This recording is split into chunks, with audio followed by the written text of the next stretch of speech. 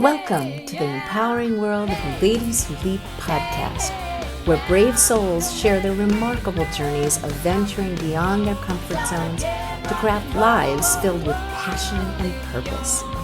Tune in to hear the awe-inspiring tales of individuals who dared to defy their fears and embrace the unknown, paving the way for a future they truly adore. Welcome to the Ladies Who Leap podcast.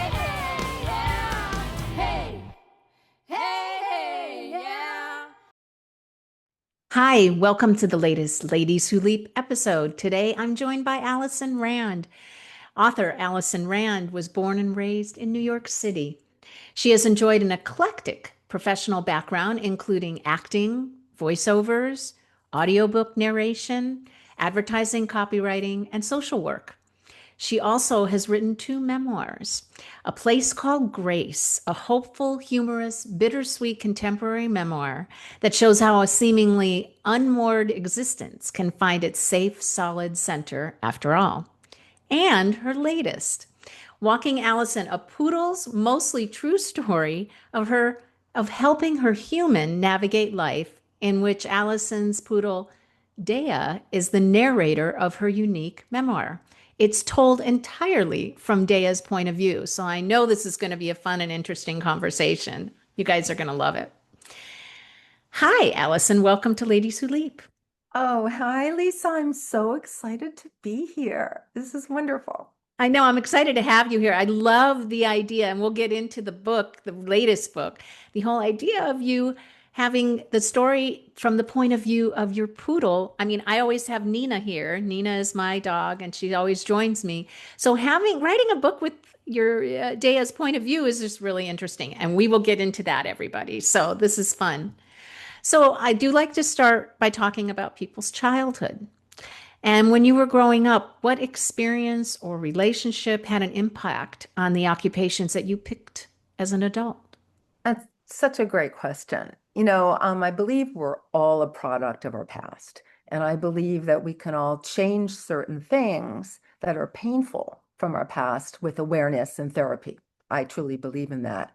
My childhood was difficult. In that my parents separated when I was 6, divorced when I was 9, but more than that, my older sister and brother moved out to live with my father, and I stayed with my mother. So we were completely severed as a family. And my mom remarried my stepfather, and after that too, I felt like I lost a little bit of her as well. I loved living with my mom, and I'm grateful I grew up with her, but it was not a happy childhood. But my brother, my beloved brother, became the dominant person and relationship in my life, my older brother. And he looked out for me more than anyone else, to tell you the truth. But again, I did not grow up with him. He was always available to me, but it was not a normal childhood. So I longed for a family experience when I married into an Italian American family. But after a number of years, we unfortunately divorced. I felt, I guess, that my husband and his allegiance was towards his family and not to me. And that really, really cut into my heartstrings, given my past of, not feeling like I was wanted by my father. He took 2 of them and we were all separated. So again, all of life's experiences help you discover a path later on. And for me, regarding acting, I guess I was looking for a feeling of acceptance and being chosen, to social work with my really great, huge desire to help others, to being an author of 2 memoirs and writing very openly about my life and showing readers that there are paths forward from many of life's difficulties. So, having gone through so much as a child and as a divorced woman initially, I thought that acting again would help my pain the most, helped my pain of feeling unmoored. And in some ways it did. I went to acting school and felt a real camaraderie with the other actors. But eventually I did realize that going back to school in order to get my master's in social work would be more rewarding. Um, I had gone through a real dysfunctional childhood and a divorce and was still standing strong. And I knew that I could help others get through so many of life's difficulties. Yeah. They do say that the most difficult things that you go through are actually the best periods of your life when you go through growth. So in the childhood period, though, it takes a lot longer, it takes a lot more work, and I can completely understand wanting to help others that are going through or have gone through the same thing. And that's very admirable. I love the fact that a lot of women that I interview on this podcast look at the experiences that were difficult in their life and just desperately wanted to help other people to get through the same type of experiences. So thank you for that. Oh Thank yeah, you. no, it's a calling. I mean, I feel like I'm a good listener in general, or I hope to be. I try to be with my friends, but to do that as a master in social work was great. It was a fantastic education, which we can talk about later if you like. Yeah, Mm. yeah. So, yeah, you talk about your life. It's a series of adventures. I mean, to me, how exciting. First of all, just growing up in New York City, I always dreamed about living in New York City. And then the acting, voiceover artist, my gosh, copywriting, social work, along with writing the two books. And one of them was not planned, as I understand, or even wanted, and that is that you're a cancer survivor. So many of us are. So please share how you overcame that difficult path of having this illness and then overcoming it. I believe more than once, again, what lessons are brought to you are through difficult situations. Yeah. Yeah, it's I actually think it's a really good thing to talk about to try to help other women who are facing cancer diagnoses even worse than what I had. Yes, when I was diagnosed with cancer at 50, I was almost 30 years younger than my mom was when she got it the first time. I was devastated, absolutely devastated. It was caught early, and I was given the choice of beginning a strong medication because the surgeon said it could go, you could get it again in the other breast. I couldn't believe that. And I was in denial. But I didn't want to start this medication because it would put you into immediate menopause. Oh, yeah. And it had severe side effects. But that always haunted me and stuck in my brain, even though year after year I got checked on time, and all was okay. And then about 6 or 7 years later, I was diagnosed again. But this time it was an invasive cancer on the other breast. And they removed lymph nodes and the lump. And I was blessed. They got it all. But my surgeon, my oncologist said, no, you have to start a medication. So I tried the first one that she suggested, but I could not again tolerate the side effects. So I was on a second tier type of medication, not as good, but better than nothing. I had also gone through 6 weeks of radiation from the first breast, and I had to have 6 weeks of radiation to this breast now. So I'm on this medication, and everything's okay for a while until a few years later when I got a reoccurrence. But it was back to the first side. And they never knew if it was a new cancer or a reoccurrence. And that, again, I had already had radiation. So they wanted to put me on a super strong pill at that time. I tried it for a very short time, but once again, I'm a weakling with these medications. They have a lot of side effects. So it didn't agree with me, and I went back to my original medication. So when you ask me what lessons has this brought me, I honestly don't know if cancer teaches lessons because I feel cancer has a mind of its own and not a friendly one. But for me, it showed me who was there for me as a friend. And mostly it showed me how resilient I was. Because frankly, if you had asked me how I would ever get through or could I ever get through 3 bouts of breast cancer, I would have told you never. I truly feel cancer humbles you, Mm. or at least it humbled me. For me, I do go into denial when I get scared of what may be in my future. But then I stop and I take it one day at a time with the help of my dog, Dea. As I wrote in my last memoir, actually in both, but my last one, both my dogs, my first dog was Alba, and my second dog is Dea, who's right here on my lap. They helped me more than anyone else to get through the scary long days of being diagnosed with breast cancer. To me, dogs are invaluable to us humans, and just their presence was my biggest comfort, Lisa.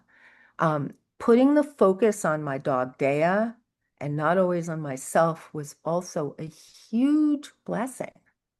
So I attribute getting through it more easily with my dogs. Yeah, and I have to agree with you. I mean, it's that unconditional love. It's like they know when you're not feeling well, and they come over and they give you that extra love.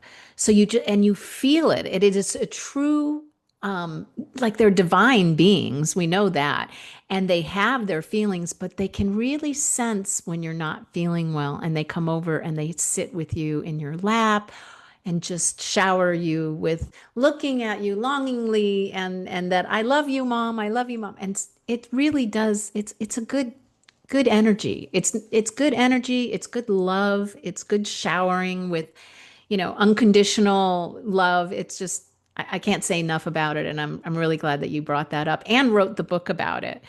Yeah, it's Well, it wasn't specifically about that. That's just a small part of it, actually, yes. because I did not want the book to be about cancer, but it's about my dog's responses to me. She narrates. She knows me as well as I know myself, if not better. So it's how she interprets everything that happened from her point of view.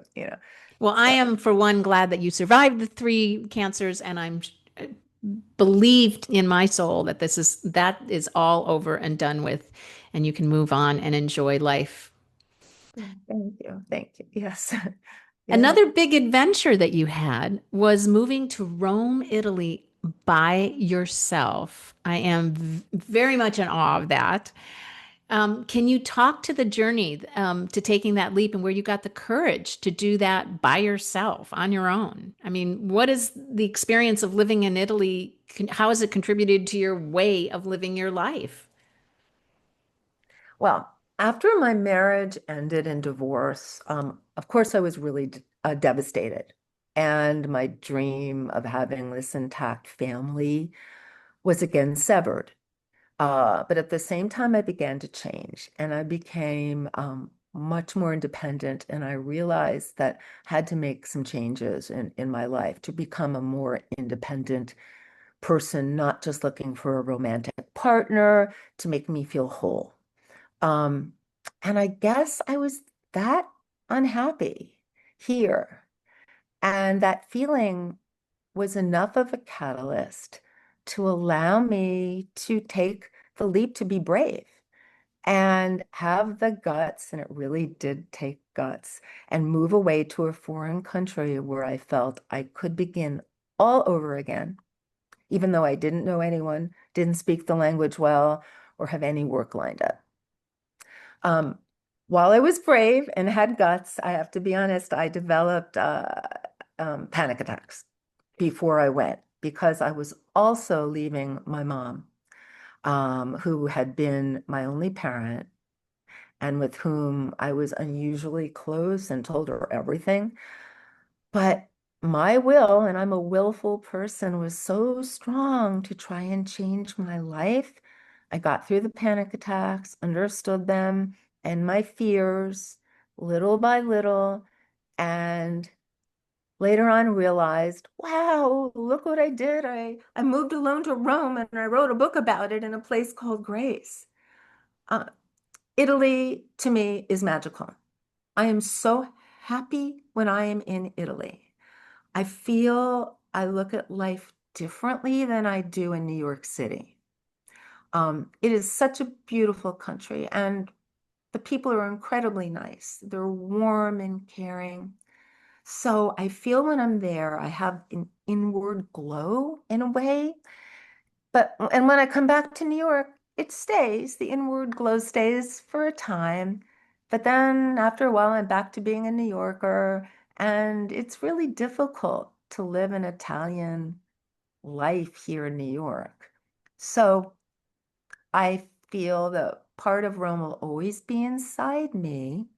And it changed me that I did something very, very difficult, moving to an entirely new culture without any help and alone. But I am a New Yorker through and through. Yeah. How old were you when you moved to Rome? I was in my young 30s, Okay. and And how I, long did you stay? for 3 years. Ah, For and three you years. learned the language, you were able to communicate. Did you, Yeah. and I'm going to assume that you were working somewhere. Oh yeah, it was an incredible experience. I got a work permit all by myself, which is almost impossible to do. I got the residency, which was very comical. It's in my first book. Everything is a bureaucracy in Italy. At least it was then. I imagine it's similar now. But I was a dubbing actress, and through that, I was able to get a work permit to allow me to continue trying to get acting work in films or commercials. It took a long time, and it was very, very hard. But I did it. And, I met a cast of characters, guys, from A to Z, who all helped me in their own way, to get a residency card, to get a codice fiscale, a tax card. Everything was so difficult, but I did step by step by step. And I made a life there. And I just had to do it. I could not, there were many times where I just wanted to come home with my head between my legs and cry, but I just didn't give up. I'm tenacious, and I'm glad I didn't Yeah. until What, the end. Yeah. yeah. What brought you back to New York other than you're a New Yorker at heart? Other than that? Well, I was wavering whether I should stay. It was about 3 years, and then I had a really bad accident Mm. that actually forced my return. I fell in my apartment on Valentine's Day. I was sick with the flu and broke part of my back and tore a ligament and had a concussion. So I could not go back for a few weeks till I healed enough to fly back home. But that was actually why I came back 100%. So it was very traumatic and very sad. But and then when I came back to New York, I had to reevaluate my life, which I really did. And at that point, I decided to give up acting and go back to school in order to get my master's in social work. But after I healed, I had a lot of healing to do. I had really hurt myself. So it was, Yeah, wow. Broken back, that's a lot to have to get over. And it's interesting too that it really changed the trajectory of your life. I've heard from friends that are into energy that sometimes falls actually signify a complete change in your life. In this case, it was quite profound. So, yeah, they said, and usually they're talking about not big falls, but this one really did make a complete change in your life. And oh, it was terrifying because I lived alone and I was in a new apartment, and it was really fortuitous in that I had just met a neighbor who lived across the street, an Italian lady. We had had dinner for the first time a week before. I had her number, and I was in shock after I fell, even though I broke L1 and 3 and a concussion and a torn ligament.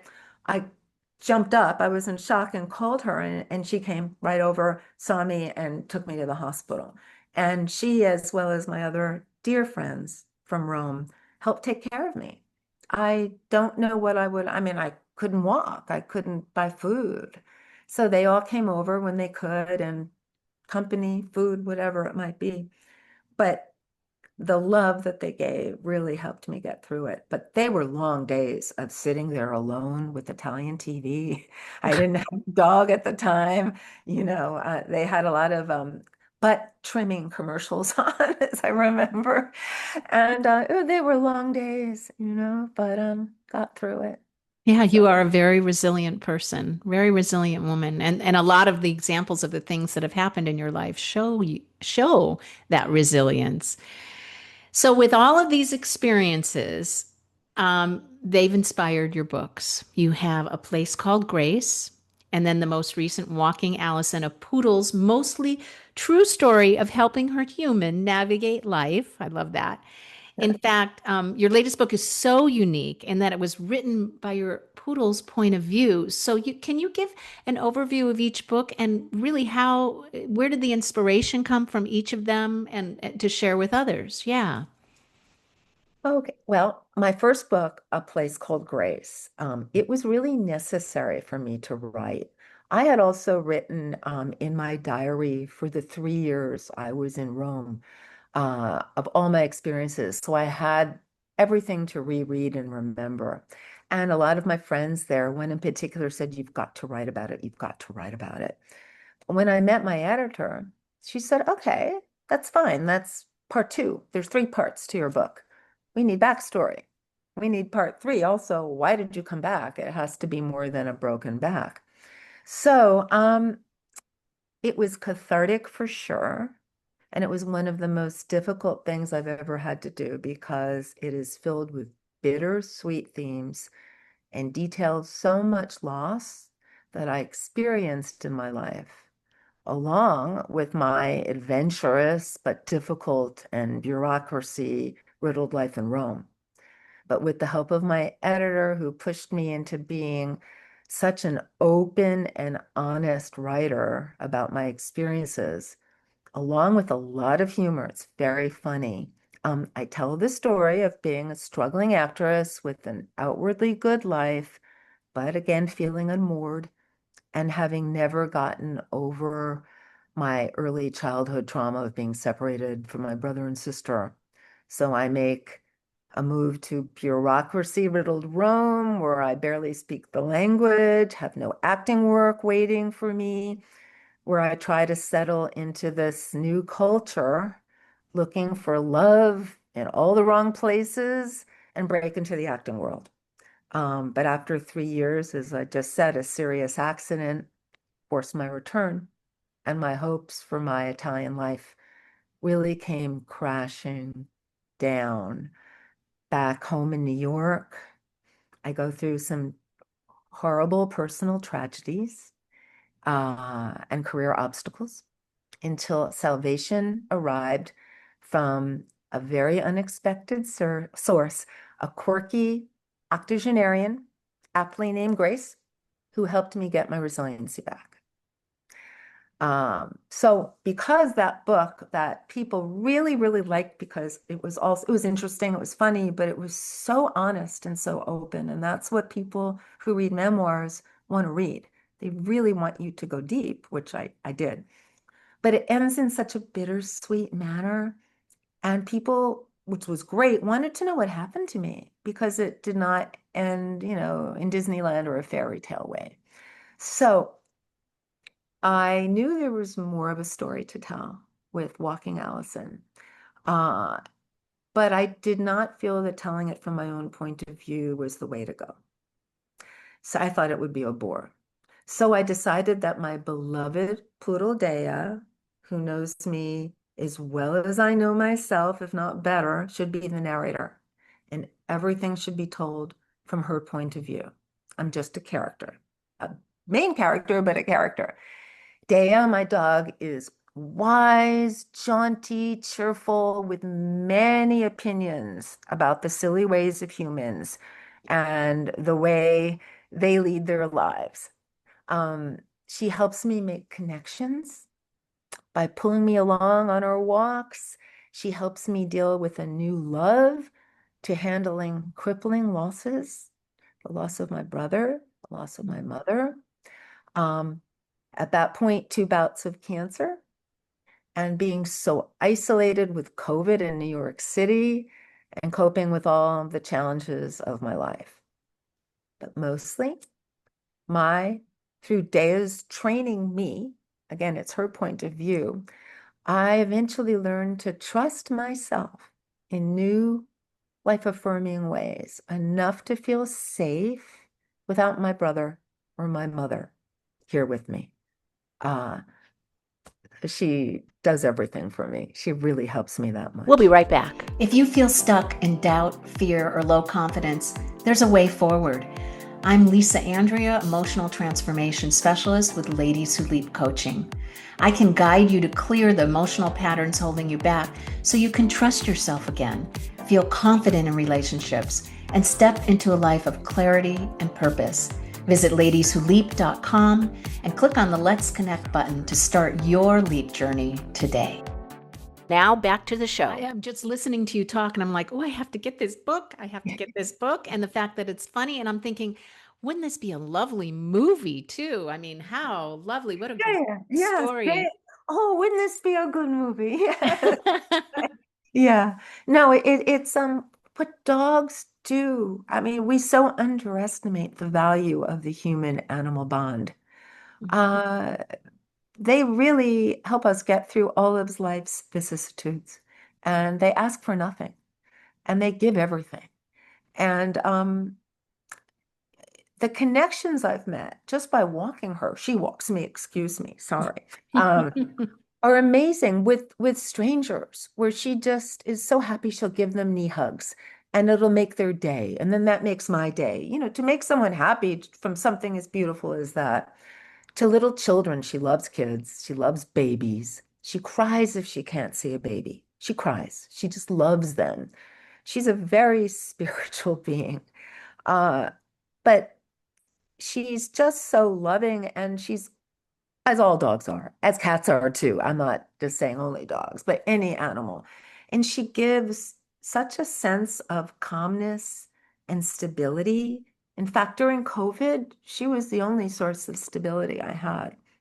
Hearing the sirens, and everything was closed, as we know, in California too, obviously, but it was state by state. She was my only source of happiness and support. I mean, it was a very tough time. So that's why everyone got dogs during COVID, and they're COVID puppies. She already had, thank goodness. But so many people in New York anyway, they all were rushing to get dogs because they knew they were locked up and this would be their biggest helper. So now all the dogs have separation anxiety because they were used to the owners being home all the time. So I did not know that there was a boom of dogs being, wow. I don't even oh, know really? if that happened in California. But that's interesting. Yeah.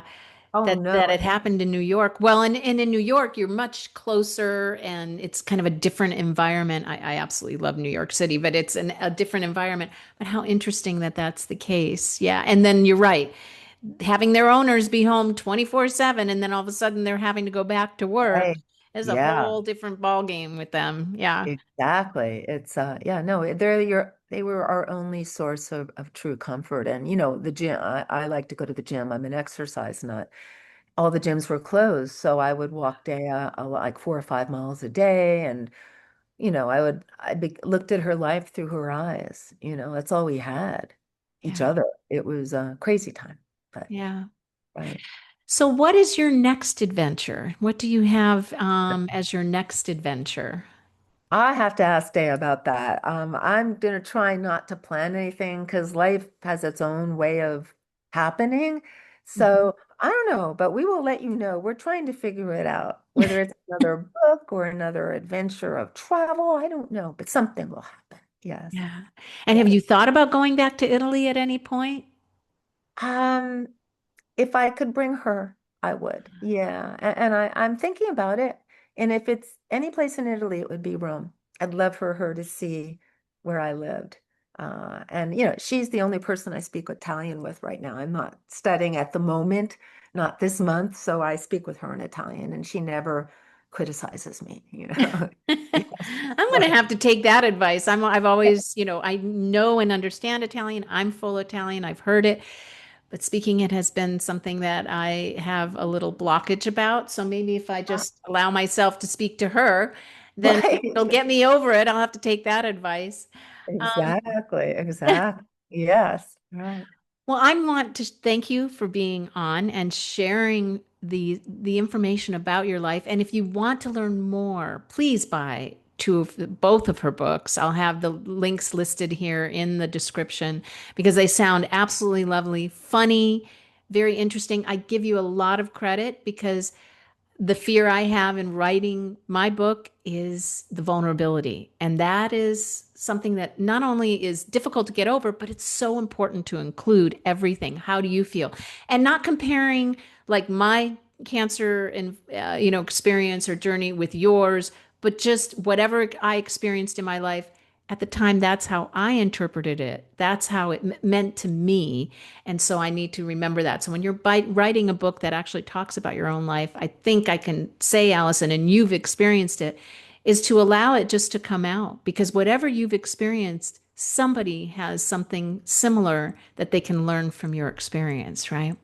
Absolutely. And if it's a memoir, that's the beautiful thing about a memoir. If they can relate to you, then you can help them and they realize they can get through it. I've read so many memoirs in anticipation of writing both these books, and you have to. And they all helped me so much. You have to be as honest and open as you possibly can. If you're not, people won't really care. They won't believe you. Yes. So, yeah. I know you can do that. Of course you could do that. Look at this podcast. It's so beautiful, open and honest, and, it helps so many women. Yeah. Thank you. So, lastly, I love to have you share your favorite quote, mantra, or positive affirmation with the audience and why you chose it. Okay, I knew about this, and I have two, maybe that if that's That's okay. fine. Yeah, Um, definitely. they're both actually from Ralph Waldo Emerson. Mhm. My favorite. One of, oh, really? Oh, Yeah, it's that's, one of my favorites. yeah. Yeah. So the first one is the greatest thing in the world is to know how to belong to oneself. As soon as you trust yourself, you will know how to live.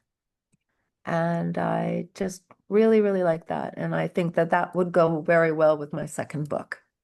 Um, my other quote that I really love is part of my first memoir. Uh, Though we travel the world over to find the beautiful, we must carry it with us or we find it not. Again, Ralph Waldo Emerson. Because so many people think if they just move, if they can just go here, go there, you bring yourself wherever you go.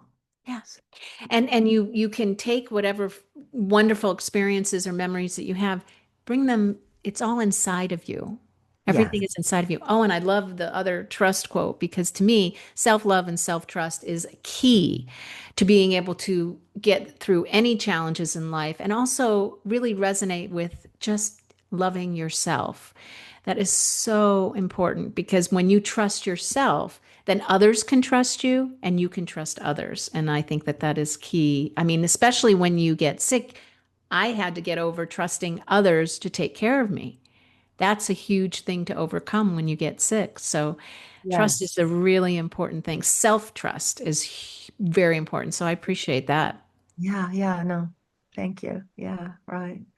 So, how do, well, I was going to say, how do people learn more about you? But really, what is your you have a website that includes everything. What is that called? My website is AlisonRandAuthor.com, and Alison is Alison, One one L. Yeah. AlisonRandAuthor.com. It has both books there, or Amazon as well. It's always on Amazon. I've actually also done if people like audiobooks, both audiobooks. So I did them both myself. I'm every voice.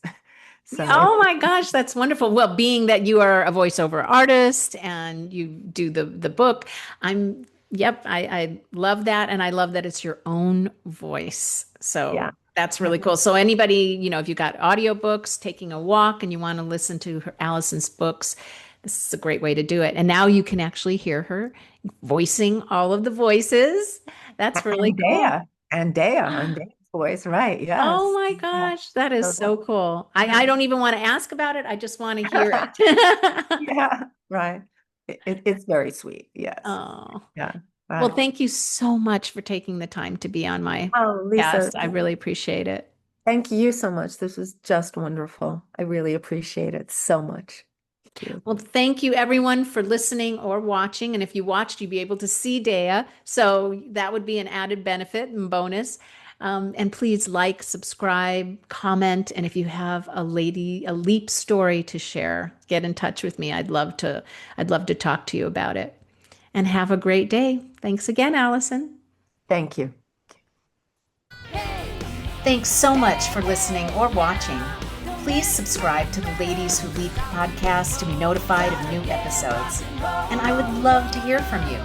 Let me know what works, what doesn't, and if you have a story to tell, please reach out.